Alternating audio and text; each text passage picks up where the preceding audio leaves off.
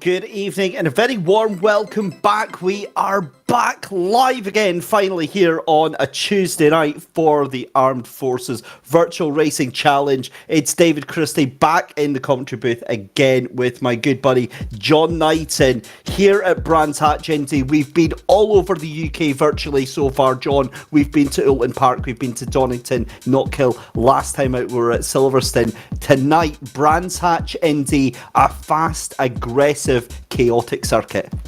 Yeah, and we've had fast, aggressive, chaotic racing, haven't we, so far as well, David, in all the circuits that we've been to. So the drivers get used to these new cars, to these Porsches, to the GT3 and, of course, the GT4 as well. But, yeah, I'm really excited about tonight. I think we're in for an absolute feast of fast racing. And certainly, having watched some of the qualifying so far, I think the guys are looking pretty good so far. I look to mastering it, but whether we find that when we actually get down to the business of the racing is another matter, of course. Certainly is. There's the idea of what we've got in store for you tonight. Qualifying is underway just now.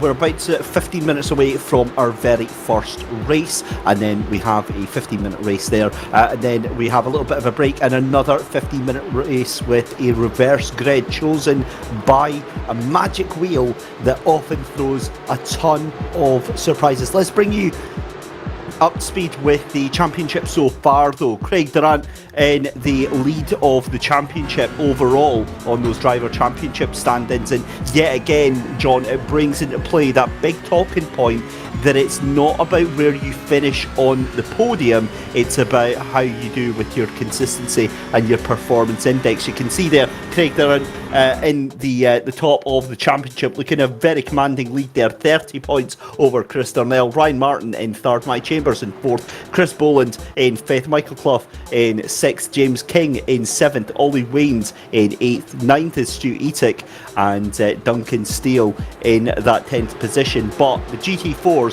it has been all about Craig Durrant this season. Yeah, it has. I mean, he had two great wins last week, didn't he, in the two races that we saw at Silverstone, looking very, very dominant, and no doubt he'll be anxious to do that once again tonight if he can. And I think the GT4s, it's this level of consistency that they've had that has pushed them to the top of the charts, isn't it? It certainly has. So we can see there qualifying is a little bit further on than I imagined already. We've only got another 4 minutes left to go in qualifying. So we're currently watching Harry Gardner here for the RAF Central Fund GT3 team, and just making his way down towards Graham Hill Bend just now, that sweeping left-hander. And what we'll do is, as soon as Harry gets his way up onto the Brabham Straight, we'll go on board. In fact, let's go on board with Matty Isherwood. Huge thank you to Mike Yao there for that mind-reading ability there. Takes that right-hander at Parrick Hill Bend, then down the hill, a very difficult corner, because if you sweep out too far onto the left-hand side, you've invalidated your lap already. Onto the brakes after Pilgrim tries, round the right-hander, and Druid's almost getting taken out by that car, spinning on the grass there, and spins himself out at Graham Hill Bend. And well, we were looking for an exemplary lap round there. We'll try again with Michael Clough, shall we, as he goes round the right-hander. No, he's given up. So I get the feeling that whoever we're going to be on board with tonight, we're going to be jinxing here. Yeah, they don't want it, do they? They don't want us to see their actual driving. But the whole point, really, of taking you around the circuit is just to give you an idea of the ups and downs, the undulating aspect of the track, which you don't normally get from a sort of the normal camera eye view like this. You don't necessarily see what the gradient's like, as you can see here now with Harry Gardner. Maybe Harry will just keep it nice and steady for us in qualifying. He's doing okay. Currently sort of 11th fastest at the moment. But you can, as you say, Dave, you're sort of going round and you see what it's like. It is a fantastic track here at Brands Hatch. The elevation changes are absurd. It's very similar in terms of elevation changes, Knockhill, as we see along Cooper Straight, up the left-hander at Surtees, climbing up the hill again, that long right-hander at Clark Curve again. Very short circuit. You're only looking at around about 44 and a half seconds for Matty Isherwood as his best time, 47 seconds if you're in one of the GT4s. Now, that may only be 2 to 3 seconds as Harry Gardner goes very, very wide there. But what that means is after about 15 laps of this, and you will rattle through those laps very, very quickly indeed, all of the GT4s are going to get lapped in a very, very concise fashion. That is going to throw the GT3s, I think, to the wolves. Indeed. Yeah, Ben Weston just demonstrating exactly how not to take that corner. And he's Colin Scott we're riding with at the moment. He's sort of looking at 12th place at the moment in qualifying, but still a few minutes to go. Not actually, just a couple of minutes left now. So they're going to be pushing, and I think that's what we've seen, isn't it, in this last few moments of qualifying, David? Actually, the pushing has meant that some of them have been coming off. And it's such an easy track to do that with, as we see Colin Scott here down in that 12th position. So Matty Isherwood still in pole position, 44.516 from James King in second place, Tom Stevens in third, Chris Pawley in the fourth, Ryan Martin up there in fifth position, Chris Slater in sixth, Ollie Wayne in seventh, and then it's Chris Darnell and Stu Etek 8th and 9th, Darren Berris in 10th, and Harry Gardner. And that's a big hit for Adam Barron. That car is going to be taking a trip to the spares department, I think, very, very shortly, as we've got about a minute and 10 seconds to go. And Colin Scott gets it all wrong round the exit of Clark Corner there. Every single corner on this track is a danger point, and I'll be honest, I've been fairly calm and cool and collected so far this season, John. I am scared tonight. I am scared. Carnage could be the name of the game, unfortunately, out on Brands Hatch tonight on this Indy course. I hope I'm wrong, because we want to see good racing, don't we? We want to see the excitement that we had last week. We had such an exciting end, didn't we, to race number 2, wasn't it? Fantastic end to the race. Anybody could have won it going into the last lap, but we want to see plenty of excitement, but we want to see good safe racing, and as you said, the likes of Craig Durrant stayed out of trouble, and there he is leading the Drivers' Championship in a GT4 and doing very, very well indeed. 10 seconds left to go in qualifying. Can anyone improve? It's not looking likely, apart from the fact that James King did a 44.52 and would have gotten pole position. He would have taken it if it wasn't for Matty Isherwood immediately going in and putting in a 44.50. That is so cruel for James King. Pipped at the post at the last, but Craig Dunn is going to take pole position for the GT4s. Ryan Martin, can he make any improvements as he comes across the line just now? No, he can't. Still going to be in 5th place. It's Dan Hardwick for GT4s in 4th position. He comes across the line to secure that 4th position. Matty Isherwood takes pole position by 2/1000 of a second, possibly the closest margin I think we've had all season here for the AFVRC. And in pole position for the GT4s, Craig Dunn, absolutely no surprises there. Half a second, John, ahead of the rest of that GT4 field. One thing I'm very interested to know tonight, whether you have the intel or not, David, on this one, is, of course, last week, and if you're watching on Thursday, you'd have seen there was quite a lot of incidents at the beginning of the first race last week, because it wasn't a rolling start. We had a rolling start for the second race, which was much smoother. Not sure what the intel is telling us tonight. Are we going for a hard start or a rolling one? That will emerge very shortly. Fingers crossed for me, John, that it's a rolling one. I don't think my little heart could take another standing start. I don't think their bank balances could take another standing start. But here's the grid then for round 5 here at Brands Hatch Indy. Race 1 of 2. Matty Isherwood on pole position for the GT3s alongside James King. Row 2 is Tom Stevens and Chris Pawley. Row 3 is Ryan Martin alongside Chris Slater, with row 4 being Ollie Waynes and Chris Darnell. Row 5 is going to be Stu Etek and Dan Berris, with row 6 being Harry Gardner and Colin Scott. Row 7 is going to be at the back, Ben Weston by himself. GT4s then, Craig Dunn again on pole position with Michael Clough half a second behind. Adam Barron leads off row 2 alongside 4th place of Dan Hardwick. Luke Arpino, who we saw in Trouble Knock Hill a couple of weeks ago, in 5th position. Duncan Steele in 6th. And then on row 4 in 7th place, Steve Ward and Dave Russell. And towards the back of the field, Matthew Banyard on that British Army GT4 in 9th position, 2 seconds behind the leader. The pace car is there. I am happy to say it is a rolling start, John. That's set my night at ease here. And mine too, because you want to get, these cars want to get off to a good start. So that's a good decision from the track management, I think. No expenses spared tonight here. That's what it is. But joking aside, actually, that is a point. I think if now that they've had that first surprise grid start, which was obviously unintentional, I think they would be much better prepared if that was to happen, because what we saw was it wasn't the immediate start, it was everybody tussling, trying to get past immediately after that start. But as it is, by the by, we go to a rolling start. It's going to be a very fast rolling start because, of course, there's not much to cover here at the circuit here, John. That's right, yeah. We're looking at sort of 45 seconds, weren't we? Around 45 and a half seconds for at the top there with Matthew Isherwood. James King very, very close.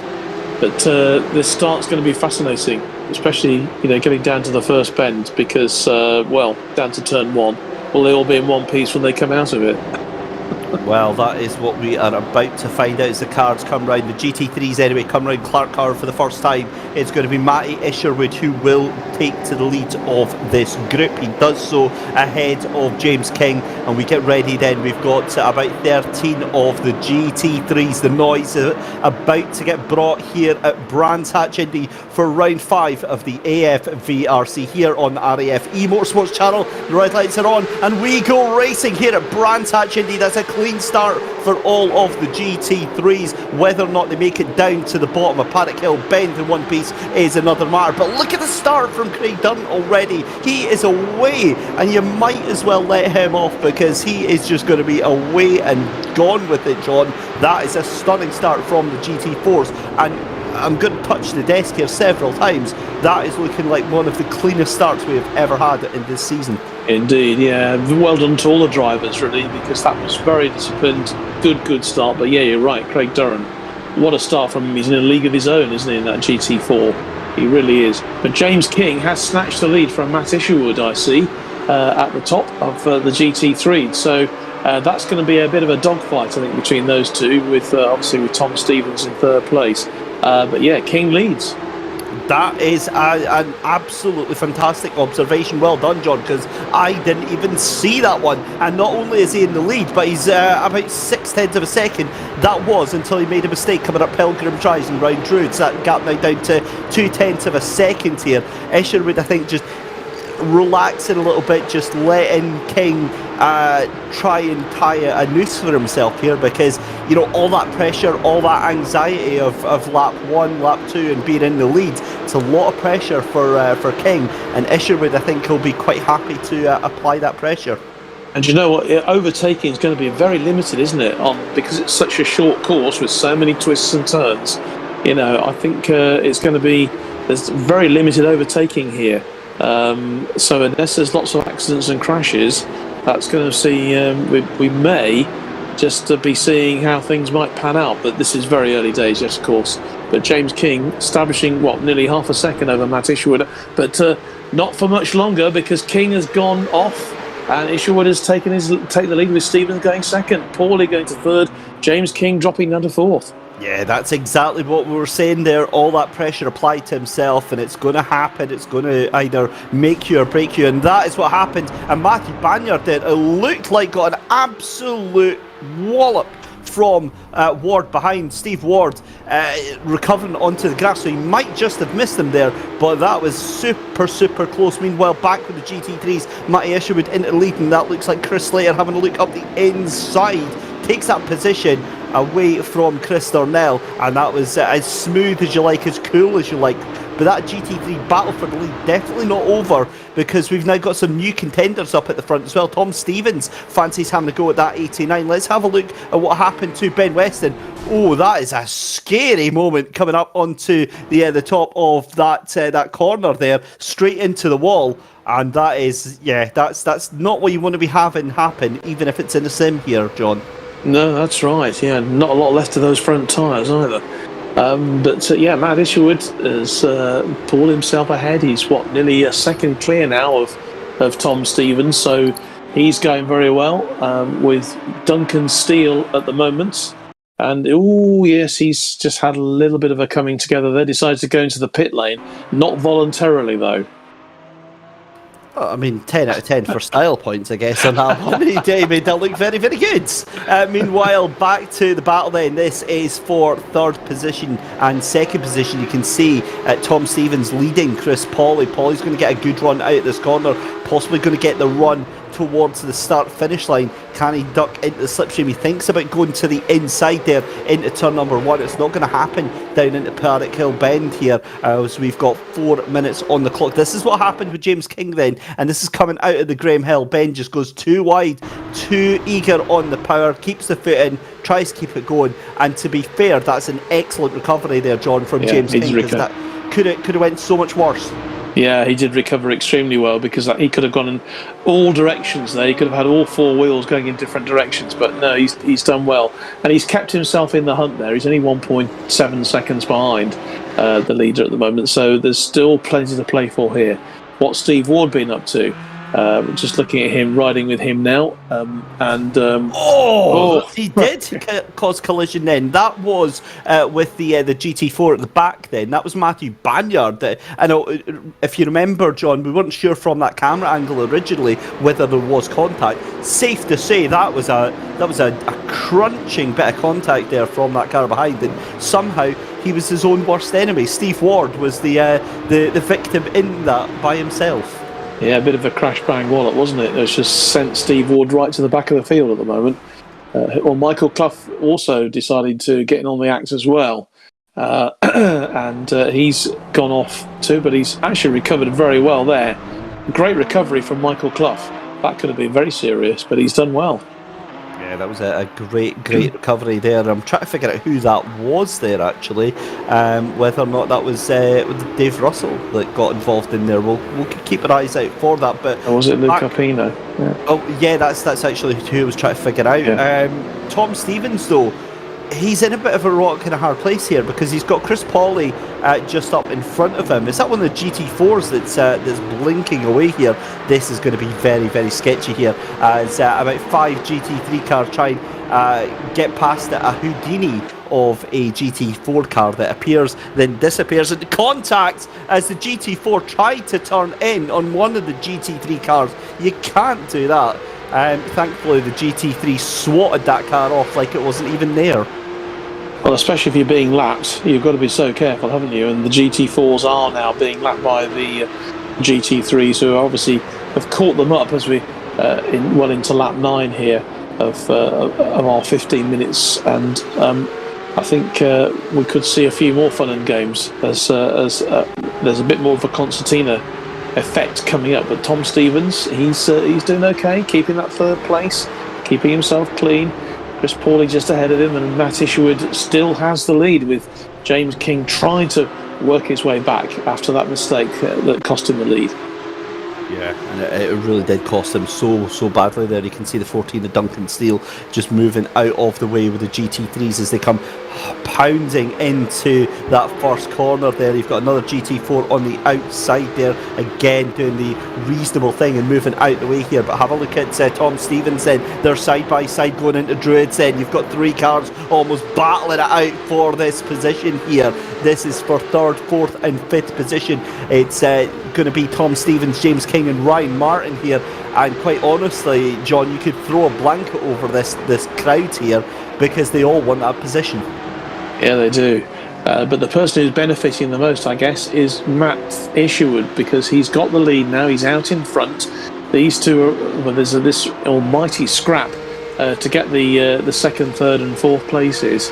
And so Matt Isherwood is certainly benefiting, because he's, as you can see, he's pulled away now. He's nearly 2 seconds ahead now, and that counts for quite a lot at this stage in the race. Certainly is. First up the inside goes Tom Stevens, then they're still side by side as Tom Stevens takes that position, but James King keeps the foot in round the outside, takes that position back, as cool, calm and collected as you like, and that means that King still up into that third position then. So James King, that masterful recovery drive there where it looked like he could have lost everything, went back to fourth place, and he's so close. I got mixed up there thinking that GT4 was potentially one of the GT3s, but here is Colin Scott still fighting it out. That is Harry Gardner that's just in front of him, and Harry Gardner will not be happy down in that 11th place because he is used to being regularly, John, up in that top 5. He certainly is, yeah. And Ryan Martin, yeah, and Tom Stevens and Chris Slater has now moved up to 4th place. This is really disciplined driving, though, we have to say, David, from all the drivers here, particularly in that scrap at the top of the GT3s. But they're really driving in a very disciplined way. Very impressive. Certainly is. So here we go. This is back with the GT4s then, as we see Adam Barron and Luke Arpino fight out side by side. Arpino fires it up the inside of Paddock Hill Bend. That is how it's done, and it also means that, in fact, hang on a minute, that's Craig Durant. What? I'm so used to seeing Craig Durant off into the distance here. I've never seen him in a fight before, so excuse me for being confused here. And Durant's gone! Oh. Done, and that looked like it was contact with Luke Arpino on that corner there. What on earth has happened to Craig Durant? Well, we were saying how consistent he has been, and I think that he was caught. He was definitely caught by faster drivers, and he's now got to work his... We've seen him do this before, actually, David. We've seen him come off, make a mistake, but work his way back. So don't write him off just yet, because there's still a little bit of time to go here. And a third of the race to go, so he'll work his way back, and don't be surprised if you see Craig Durant back in the top 3. I'm wondering if he has got a bit of a problem here. Either that, or it could be these GT3 cars that are constantly getting involved now, because you see them right in the thick of it here, and Durant just... I mean, this is definitely not what we're used to seeing from Craig Durant here. So let's have a look here. This is on the run down towards Graham Hill Bend there, and a little tag, Luke Arpino. That's what's happened there. He's tried to turn in. Luke's car is there, can't go anywhere, and the car gets sent off to the nearest available grass patch there. Wow, that is huge drama for our first race of the evening here, John. It is, yeah, a bit of a shock as well at the moment, but I say Craig Durant has got plenty of time.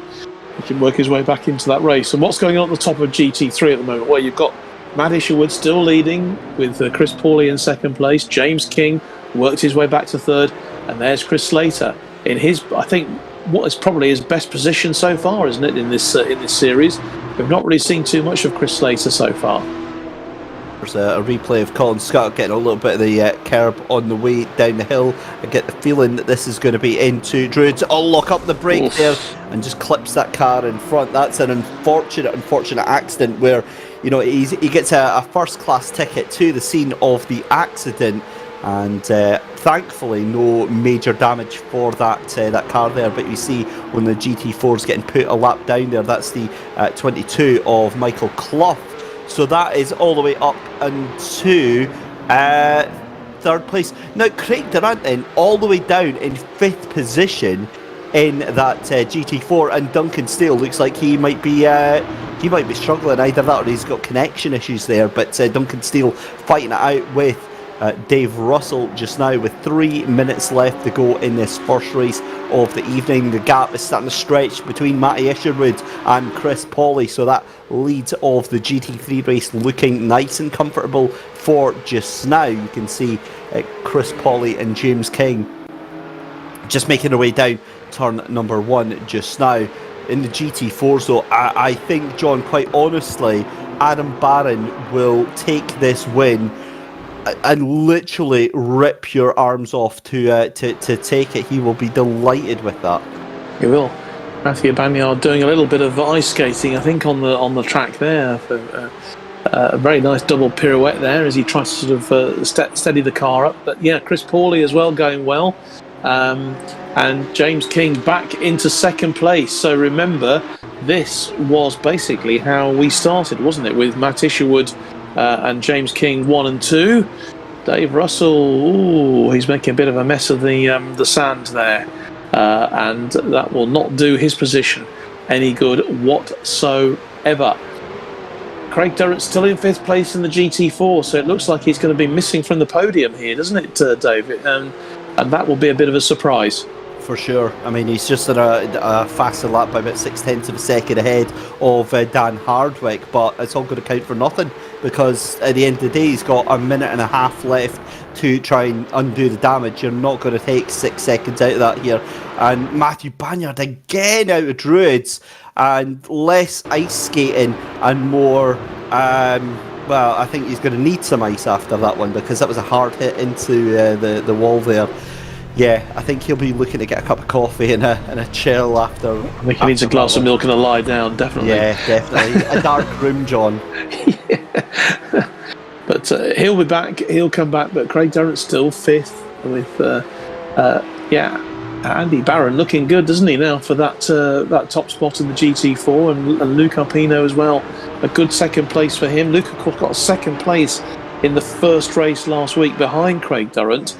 And so those will be good points for him. Really tight, I think, at the top of the team championship as well. Just 22 points separating 1st and 7th, and just 12 points separating second and 7th. So the team championship, we could be in for a few changes tonight, David. Here we are with Matthew Isherwood. Great shot, that, isn't it? You really just see how well he's controlling the car. Absolutely, it's been an exemplary night tonight for Matty Isherwood. He gets that lead back off the race after an earlier scare from James King, and coming through to start what is going to be surely the final lap of the race. In fact, with 5 seconds to go, let's have a look here as he comes across the line. But James King, 2 seconds behind. So here we go then, and it's going to be a win in race number 1 then for Matty Isherwood. After an early scare from James King, he takes that top step on the podium. James King in 2nd, and then in 3rd place is going to be Chris Pawley, with Slater in 4th, Tom Stevens in 5th, Chris Turnell in 6th position, Ollie Waynes in 7th, Ryan Martin in 8th position. But there you go, the story is all about that guy there, Adam Barron, taking the win for GT4's Luke Arpino. I think is going to be getting looked at very, very, very concernedly from the stewards. I'm not even sure that's a word, but we'll make it up anyway. But Luke Arpino, I think, is going to be under scrutiny after that move on Craig Durrant, who somehow got, if I'm not mistaken, got 3rd place. He got back to 3rd, did he? So he got back to the... did that? But he was like 5th. Well, obviously in that, well, it's, you never write him off. As I said, never write Craig Durrant off, because he's already shown how consistent he is. But he was making some ground, wasn't he, in those last couple of laps? But clearly it was good enough. Well, there you go, indeed. So, Craig Durrant and getting that 3rd place there. Adam Barron taking the win though. Luke Arpino in 2nd and Craig Durrant in 3rd position. Dan Hardwick in 4th. Duncan Steele in 5th. Michael Clough in 6th. Steve Ward in 7th. Dave Russell in 8th. And Matthew Banyard finishing a lap behind in 9th position. And then we do our reverse grid then. Let's have a look at the wheel and how many cars are going to be getting reversed tonight. Hold the breath. 11 cars. Top 11. So that is Harry Gardner again is going to be on pole position, John. Yeah, just maybe worth reminding viewers who don't understand how this works, because basically you reverse the positions from the main grid, obviously from qualifying, which means that the person who finished 11th, basically, or on in this race, will go to the top of the grid. That's basically how it works. Here's our race results then for GT3 before we let John loose on some of the drivers. Matty Isherwood, James King and Chris Pawley. That's your 1, 2, 3 for the GT3s. Chris Slater in 4th, Tom Stevens in 5th, Chris Turnell in 6th, Ollie Wayne in 7th, Ryan Martin in 8th, Dan Berris in 9th, Stu Etick in 10th, Harry Gardner in 11th, Colin Scott in 12th and Ben Weston rounds out the GT3s not finishing this race. John Knighton, who would you like to have a chat with first? Well, you know what? If you were tuned in last Thursday, you'd know that Chris Pawley, we were trying to speak to Chris, and for whatever reason we couldn't raise him. Let's talk to him first tonight, shall we? Chris, are you there? And can you speak to us this evening? We got the communications working. Yeah, We're there. Are you there, Chris? Can you hear me? I am indeed, and I can hear you this time. Oh, that's good news. And well, first of all, congratulations on that third place. I was watching you quite closely during the qualifying, and you were going well. And so that's a good race for you today. This is not an easy track, is it, in these cars? No, it's a really tricky track. I mean, it's deceptive. A couple of the corners, they kind of tempt you in. But yeah, really happy with the result, especially after the second place at the last round. So yeah, overall, I think it was a good race and a good drive from James King and Matty Isherwood as well. Yeah, I mean, they led from the front. James, we'll talk to James in a second because he had a bit of an issue, didn't he? I think he took it a little bit wide and it cost him the places, but he certainly pulled it back. But that was, I think, from your point of view, consistency was the key, wasn't it? Yeah, I don't think I've had the pace, to be honest, in qualifying. You know, I was a few tenths off the leaders, but it's so close at the front. It just comes down to those small mistakes, really. So yeah, like I said, happy with the result and looking forward to the next one. Okay, good to talk to you, Chris, and I'm very pleased we finally got through to you after all this time. But good luck for the next race. Let's move up, shall we, to second place then from the that first race. James King is with us. James, good evening to you. Tell us what happened, because obviously, you know, you actually were doing well. We had there was a slight issue which meant you dropped down, but you pulled yourself back again. Yeah, I mean, my last couple of rounds haven't been the best, and I've been a bit mistake prone. And I had said on the grid, oh, it's probably going to happen again. I'm going to make some sort of mistake. And yeah, I threw away what was probably this might be my best chance at a win this round, because for some reason I managed to switch the car on so well. But still, to come back second, I'm really happy with that. Yeah, because you got past Matt Isherwood in very early order in the race, and you must have felt, hey, I've got a great chance here. Yeah, I mean, from all the time I've spent on the track with him, I know it's never an easy task to get past him. So I was pretty happy I pulled the move off, and then I did a similar thing to Chris Pawley later as well, to get back onto second. But yeah, all in all, apart from making the mistake, it was a really good race. Okay, James, thanks very much for your time, and good luck for race number 2. So let's bring Matt Isherwood in, shall we? Matt, you started off on pole position, and you ended up winning the race. So, you know, not bad at all for a night's work, or halfway through a night's work. Not bad, but I don't think it fairly reflects the amount of stress that I encountered for 20 laps. The track is so narrow around here, and with the GT4s, it was really difficult. You had to be absolutely on it every single lap to get past. I bet you were pleased for the rolling start, though, weren't you? I think a standard start here would be pretty chaotic. It would be chaotic, and I don't think we need to throw any further factors in it to make it more chaotic. I don't know what it was like looking from the sidelines, but yeah, there was quite a lot of action. It's really close up at the front, which is good to see. Well, I must admit, I think that, you know, all the drivers deserve a lot of credit actually, because the start was terrific. I think it's the best start we've seen so far in the series. So credit to everyone, and to you, Matt. Well done. A win here, which is clearly very valuable to you and the team. Yeah, exactly. Not had the best of run recently, so it's nice to put some points on the board, and hopefully we'll go again in race 2 and get a decent position. Good to talk to you. Thanks very much indeed. Let's move on then to the GT4, shall we? And I think the person that we need to speak to is the man of the moment, Adam Barron. Adam, fantastic performance there to win that GT4 race, and anybody who gets past Craig Durrant in this series is doing extremely well. Sorry, I missed the start of that. I just said, well done, congratulations, you're the man of the moment. Yeah, thank you. I've missed the past 3 races due to operational commitments, which was gutting. But so that's my championship gone, I think, with 3 drop scores completely. But no, it was good to come back into it. It was a bit of chaos in qualifying. I knew it was going to be a tight run thing. And I saw Craig and Michael get together, which let me catch up with them a bit. And then I managed to get past Craig with a little bit of contact. But we got past, and then I saw there was an issue behind me with him and Luke, so I thought, bonus, let's just try and scamper off into the distance. But yeah, no, happy with that. Yeah, we'll be talking to Craig in a moment. He may not be the happiest of people after what happened, and Luke as well.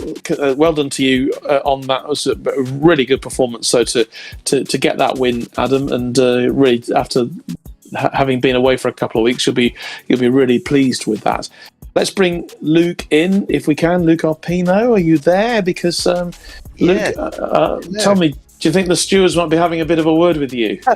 Yeah, I was just having a chat with Craig Durant there, and there is a bit of it's fair sportsmanship, but I thought I had the line, and then I backed off, and then he backed off, and by that point I was by his door, so I just went for the gap, and then he turned in. So yeah, we'll have a see. Are you still on his Christmas card list? We'll see. I'll have to send one first, I think. Never mind. I mean, it was still a great race, and it's good points in the bag for you as well, isn't it, for the GT4 team and the RAF motor racing team? Yeah, great points for us. We've been sort of mid-pack, so yeah, no, it's good to get in front of the Army team as well, because obviously they've been pulling away for us. But no, yeah, good race. Good stuff. Well, let's congratulations to you on that, and let's bring Craig in. Is he on your Christmas card list, Craig? After that. Hey, racing incident, isn't it? Yeah. I mean, they do happen, don't they? Yeah, it's if we talk about the second incident, then the first one was all me, but the second incident it's a tricky corner to pass on, and especially to go 3 wide through. I'd obviously slowed down to maximise my exit, and didn't quite realise he'd sent a dive up the inside. So it is what it is. Well, you were down in 5th place, and then somehow we looked at the end board, and there you were up in 3rd. So that was a remarkable comeback, really. You would drop down all the way from 1st to 5th, but you got on the podium somehow. Yeah, just being there, making up for the carnage that happens in front of you, isn't it? Well, it does, yeah. But you've had a great season so far, with those 2 wins last week and dominating the championship. So I suppose today a bit of reality kicking in, because people are going to be chasing after you, aren't they? They're going to be wanting to steal your thunder.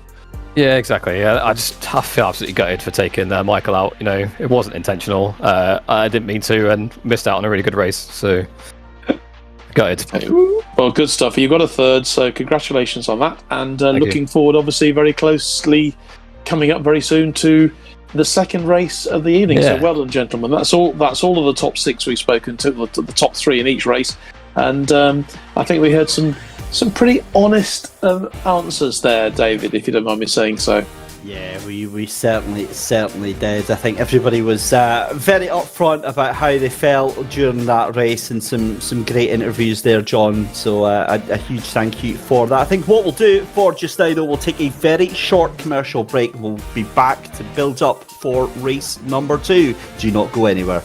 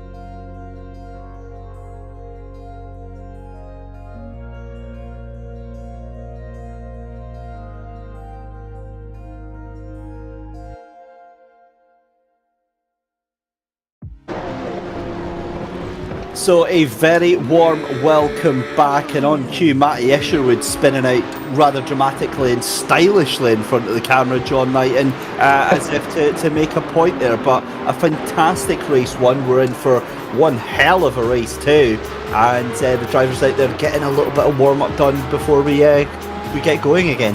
That's right. Yeah, I thought a very disciplined race by and large.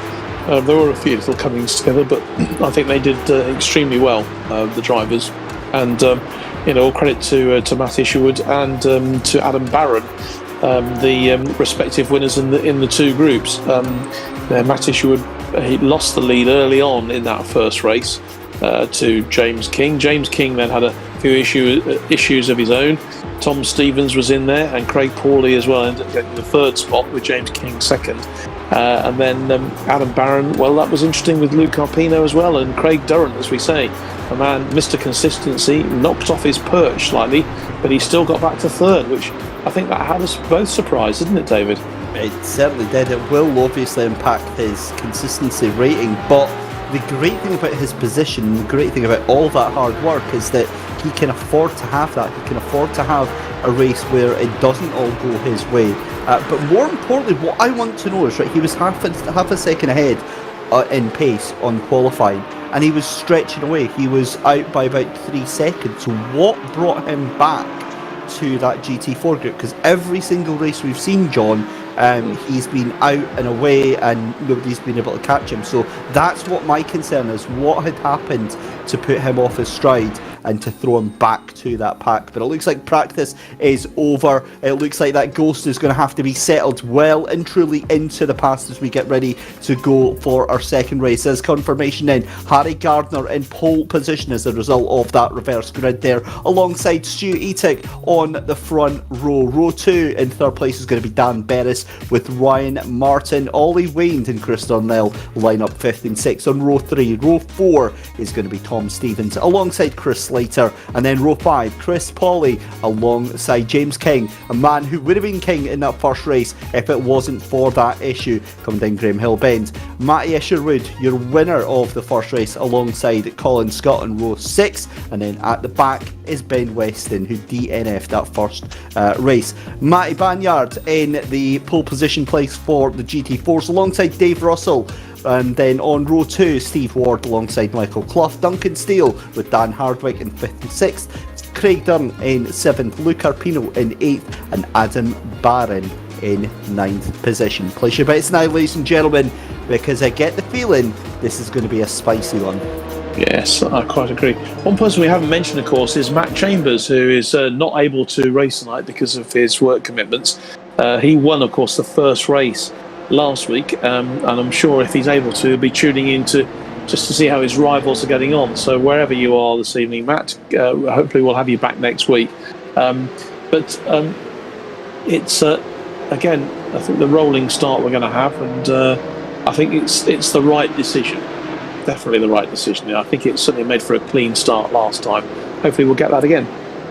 Well, fingers crossed. We're certainly on our way. The pace car there leads them round, so we are just about to go live in green for our second race of the evening. As always, if you do like what you're seeing here, ladies and gentlemen, hit that subscribe button on YouTube, hit that like button on the Facebook page as well. The pace car rolls in. Harry Gardner acts as a rolling roadblock. He is in control of the field for the second race of the night here at Brands Hatch Indy. AFVRC is ready, it's poised, and it's away we go. The lights are off and we get going. Harry Gardner with a great start there, but have a look up the inside, and that is Dan Berris. Dan Berris takes the lead. Brilliant. Shoulder checks Harry Gardner out to the side there. That was textbook and that was impressive. And Ollie Wayne has claimed second place as well. So Messrs. Etok and Gardner have lost out there in that first couple of laps. But yes, what a brilliant start from Darren Berris. Just saw him coming in on the inside there. He obviously picked his moment. He was absolutely ready. He took his chance and away he went. It certainly did. Fantastic stuff as we see Adam Barron, your race winner from race 1, having a bit of a struggle trying to get through, as we see Craig Durrant all the way up to 6th position already, but it's still Matty Banyard. He will be loving this right now, ahead by a second over Dave Russell and Michael Clough. Harry Gardner dropping down the order, though. It was looking so good for him up in pole position. He's now down in 5th position. Ryan Martin's gone off, and that is going to be... oh, look at that. He's gone backwards onto the track there. That is coming down Paddock Hill Bend. We've got another car off. That's Stu Etic as well. So Ryan Martin and Stu Etic have had a horrible turn of events there. They drop all the way back behind the GT4. Your leader, though, still Dan Berris in the GT3s. Ollie Wayne in 2nd. Tom Stevens in 3rd position. Matty Isherman. Oh, and Dan Berris has gone off as well. Dan Berris loses the lead, and that looks like it's going to be into the wall in the final corner. Well, yeah, it's safe to say it's a dull, boring, quiet race here, John. Yes. Yeah, just as we were thinking it was going to just sort of settle down a bit, it absolutely has not. But Ollie Wayne is the man who's taken up the mantle for leading the race, and well, who knows what's going to happen in the next 13 minutes or so. Michael Clough. There was chaos in the background because Colin Scott and James Craig Durrant. Oh my goodness me, Craig Durrant. That is 2 out of 2 for horrible races, and this is going to be a week to forget for your championship leader.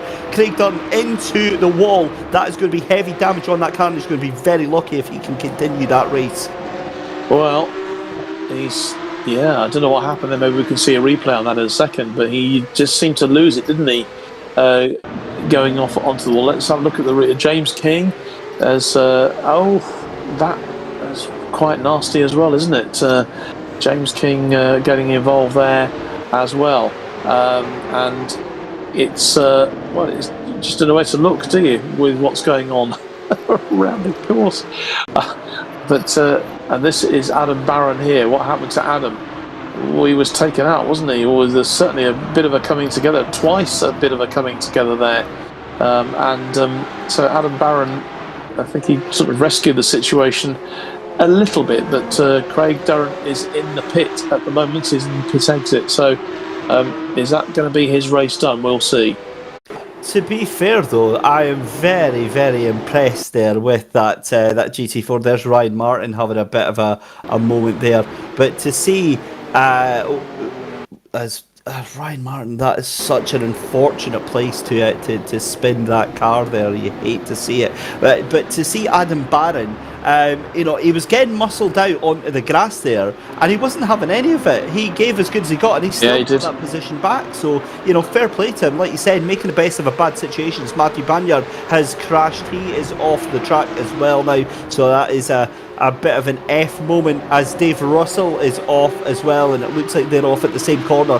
That is off at Druids, I believe. Matthew Banyard retires from the race. Ryan Martin has retired from the race as well. So it's Ollie Waynes now in the lead of this race. Let's have a look here at Stu Etic. Locks up the brakes, the car just spins round, and that's a fairly common one.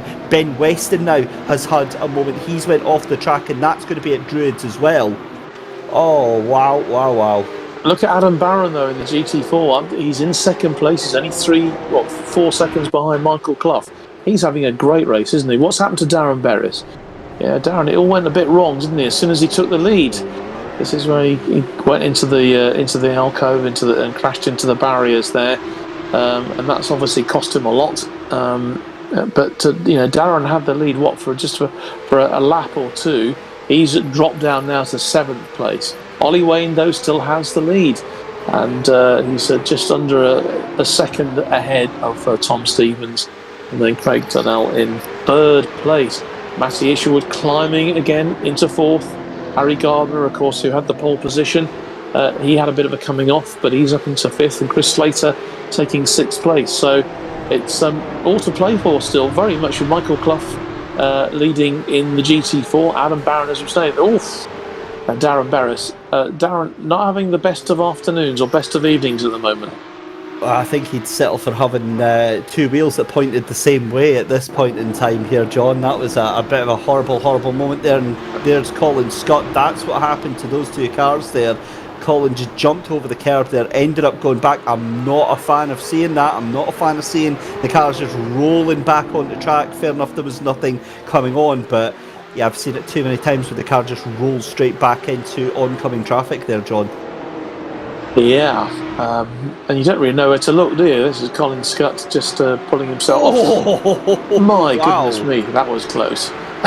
To be fair though, that's also on the GT4 cars that are coming piling down that hill. They get the warning there's a yellow flag there. They see there's a car stuck there, and to leave it that close, that means that they're still keeping the foot in. So, you know, a little bit of that is on them as well. But that gap between Ollie Waynes and Tom Stevens coming down now, that's down to about a second.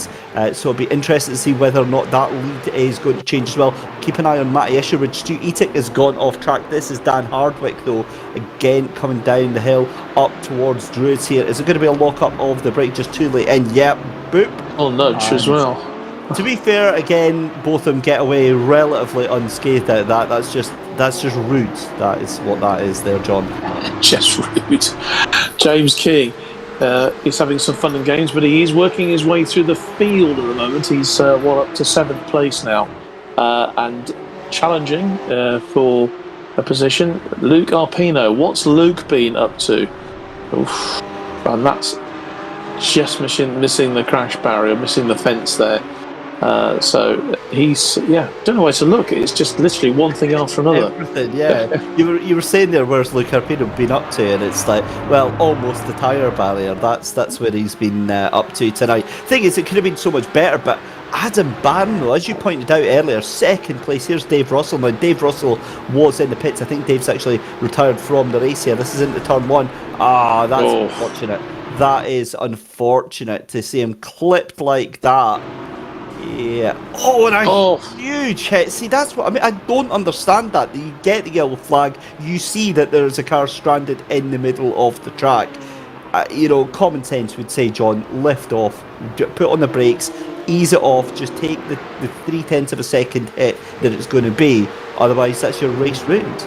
Well, if you're in the zone, though, sometimes it's difficult, isn't it? You know, if you've got the adrenaline pumping, you know, and these things happen very quickly. But yeah, I'd to agree with you on that one.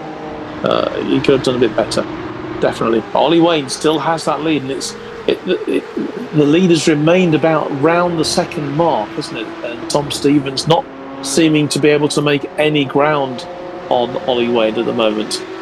Michael Clough still leading the way in the GT4s, and Adam Barron, I think he's driver of the day. He really is driver of the day for me so far. Yeah, that's. I'm not going to throw any shade on that one because I absolutely agree with you. Here's Matty Banyard. There's not much you can do when you've got a spinning Stu Etic coming right across your front there, driving the wrong way on the circuit. That's fine. And by which point Matt Banyard is, I can imagine, tempted to just give up and just put the car off track. Chris Pawley and James King come together.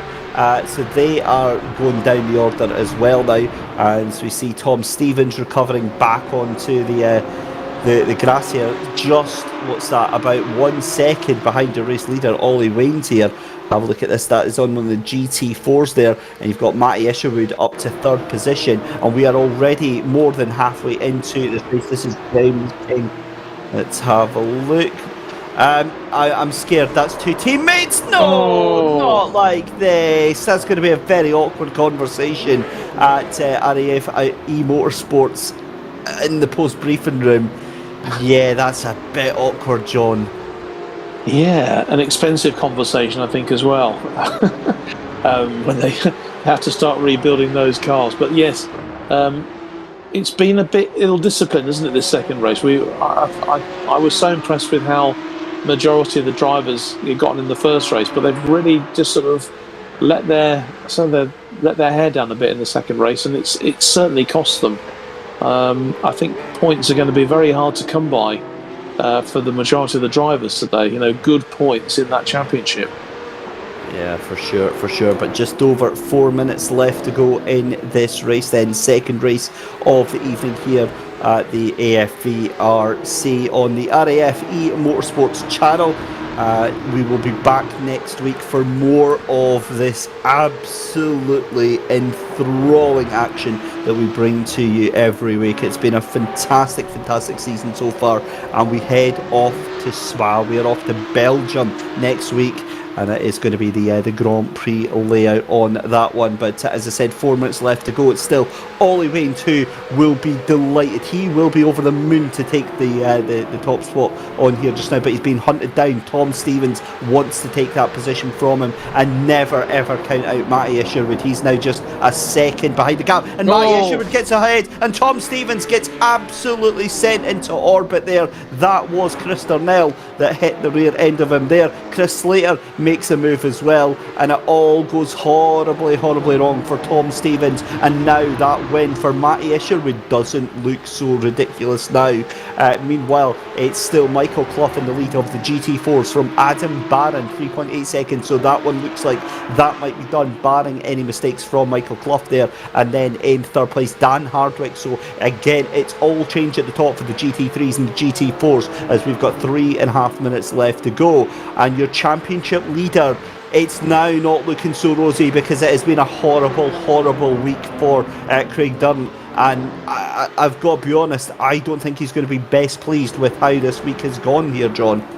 No, but everyone has bad weeks, don't they? I mean, he's had a brilliant time so far, and of course, he is able to drop his worst drives, isn't he, in the overall championship? So maybe it's not going to affect him so badly, but he just wants to keep the consistency going, as they all do, and that's of course what he has done so far. He's been so consistent, but not today. Just watching the cars come round and enjoying the sounds here as we're watching Tom Stevens trying to chase down Chris Slater for 4th position. It could have been so much different for Tom Stevens. He was chasing down for the lead.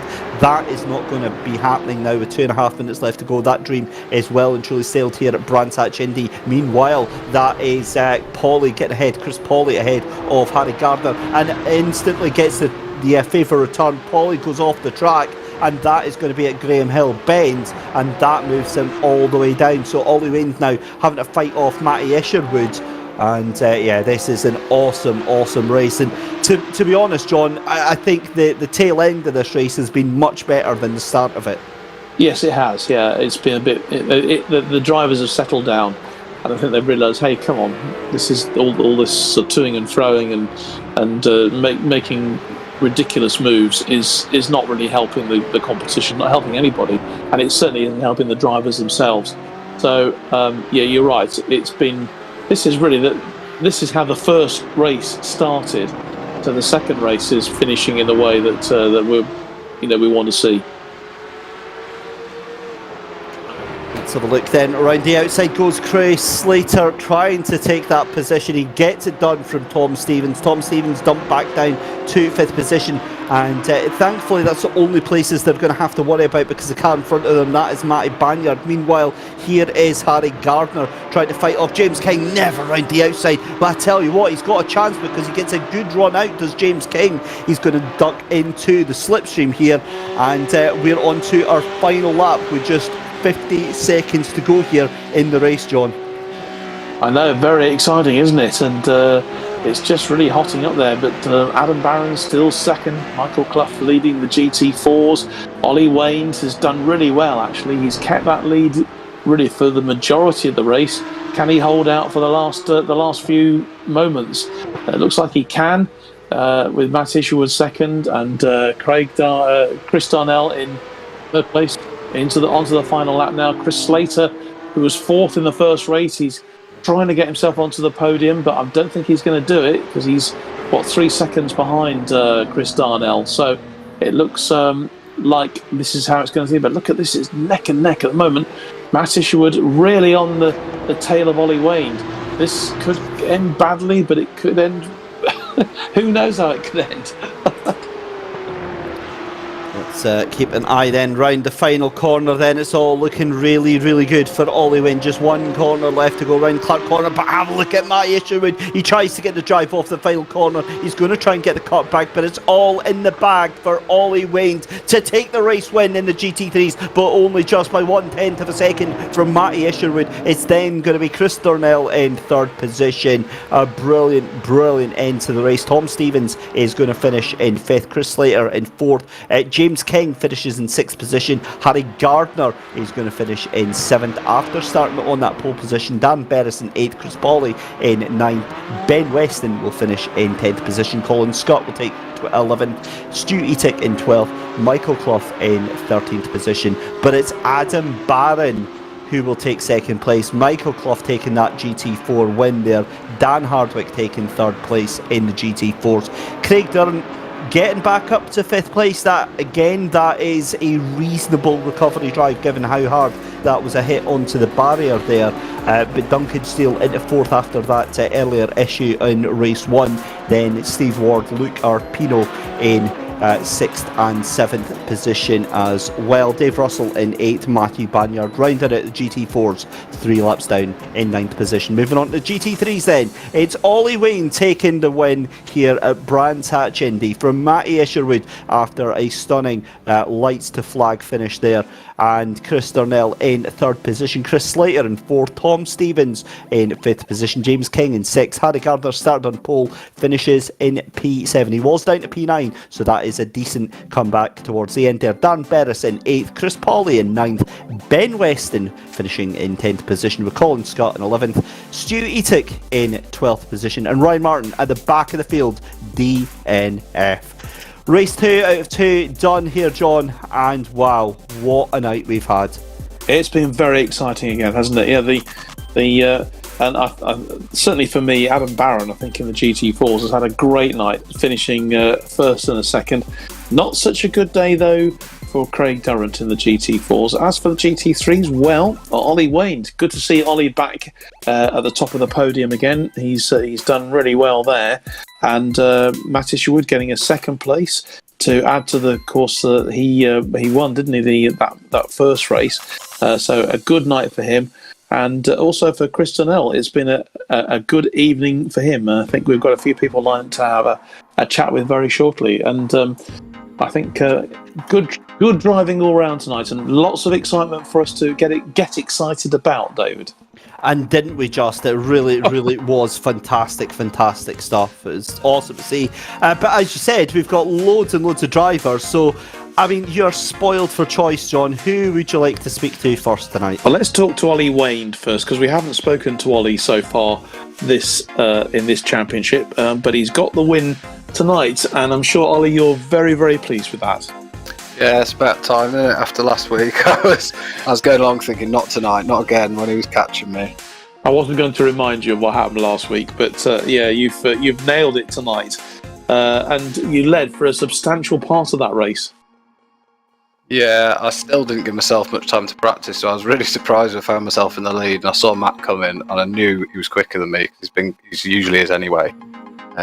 He just didn't quite. I mean, he was right on my bump over the finish line. So it was a tight finish, must say, and we were just hoping there weren't going to be any nasty surprises for anyone there. Yeah, but a really good race between the two of you. Once you'd got that lead, how did you decide to try and hold on to it? Was it just literally hanging on for dear life, or were you just grabbing the right line on the course?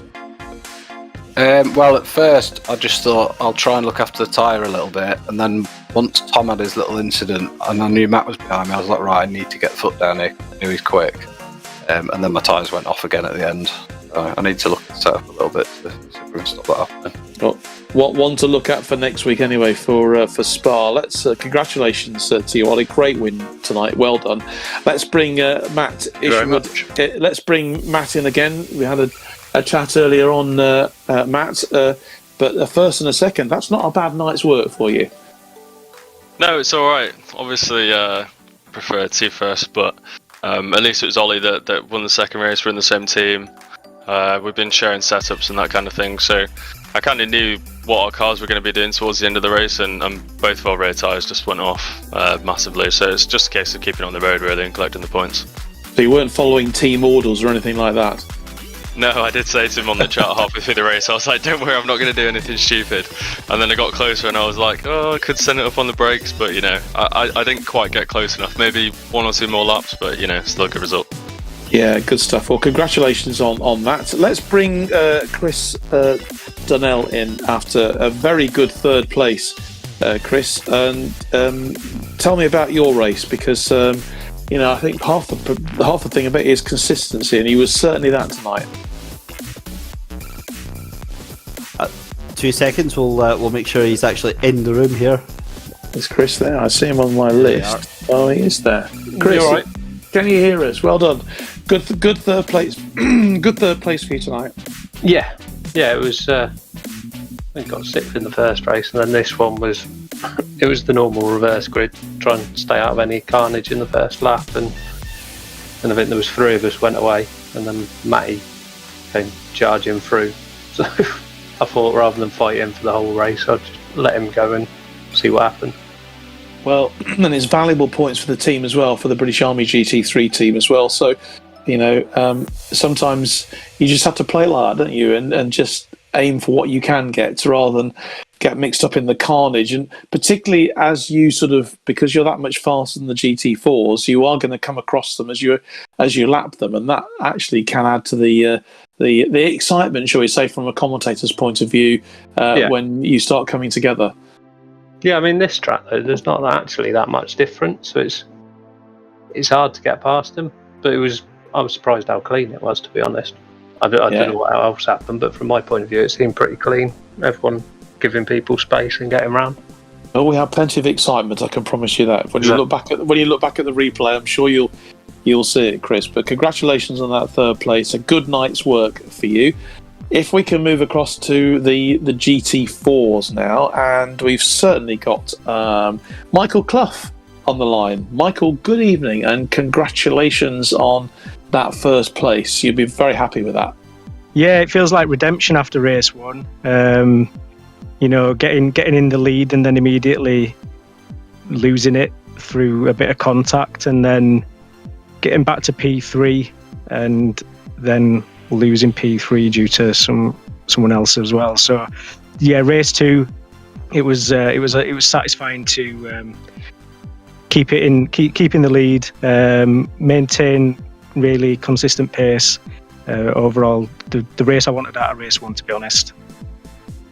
Well, you got it in race 2, and it's something that maybe if you're watching as a viewer, you don't necessarily consider. But from a driver's point of view, if you get knocked or if you do the knocking, it actually it can wreck someone's day, can't it? And so to come through that, and it's such a crowded, it's a crowded grid with yourselves and the GT3s, so it's not easy out there. You're right, it's not. But I think we're fortunate in the GT4s that oftentimes a spin of the wheel ends up in a full reverse for us. So the net result was that I was ahead of the guys that were similar on pace to me, and just had the people who were a bit lacking on pace in front to get through. So I had it easier than most, but still really happy with it. Yeah, I'm sure you are. I don't think it's easy for anybody out there, Michael, but congratulations on that win tonight. Very well done. I'm going to jump to third place actually in the GT4 and say hi to Dan Hardwick this evening. Dan, good evening to you, and a good third place for you there in the GT4. Yeah, it was quite a fought one actually. I was at the back of the grid at the end of lap 1, and then with a couple of people's misfortune managed to get to up to 4th, and then chased Duncan down for P3, and he had a bit of a wide one at the last turn, and I managed to get down the inside and stay down the inside for Paddock Hill, and then stayed in front right up until the last lap when we had a little issue coming up Surtees. He made a late move and we tagged each other coming up Surtees, but managed to get away and stay in P3, which was a massive result. Yeah, it is a massive result. Bit of a lottery out there sometimes, though, isn't it? When, as we were just saying, when the GT3s and GT4s meet up, as they inevitably will do on a short circuit like this, you're never really quite sure what's going to happen. Yeah, it can be quite tricky when they start coming through to lap. Me and Dunk were fighting for P3, and all the GT3s going through to lappers. But I think sometimes they forget that the GT4s are also fighting from position, and we need to keep our track position as well. And people just have to be able. But I think generally this race was quite clean with the overtakes. There didn't seem to be that many leery moments. Well, certainly the first race. I'm not sure about the second. When you look back at the replay, you might understand what we're talking about from the commentator's position. But I mean, a third place, brilliant performance. So well done, Dan. Thank you very much. And I'd like to just finally bring in who I think is the driver of the day today, this evening. And I think that you've had a fantastic evening, Adam Barron. Are you there? Actually, I am. Yeah. You are there. Yeah, Adam. Congratulations, a first and a second. I think you've had a very, very satisfying evening. Yeah, it's been good fun. That second race was a lot more quieter. Well, I say apart from the start of it, it was a bit of a chaos. But once the dust settled, I was pretty much in my own race. So it was trying to keep up that consistency. But it's quite hard on this track because it's so short. When you're getting lapped by other cars and stuff like that, it's hard to keep the consistency up. Yeah, keeping out of trouble is the name of the game. But you certainly did that this evening. What's been the most satisfying part of tonight then?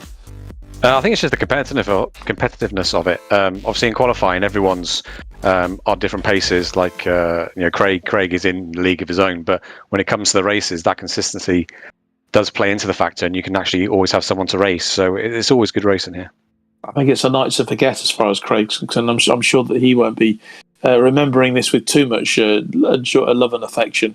But certainly for you. And what does this mean for your championship as well? Because obviously you said that you'd missed last week, missed it a couple of weeks. So really important to get those points in the bag, and it must give you an awful lot of confidence going forward. Yeah, and after the first race of the season, I think Craig was leading and I was second. And then, like I say, the past 3 races I've missed because of operational commitments, which is a shame. But with 2 drop scores, I was kind of hoping to only miss 2 races for work commitments.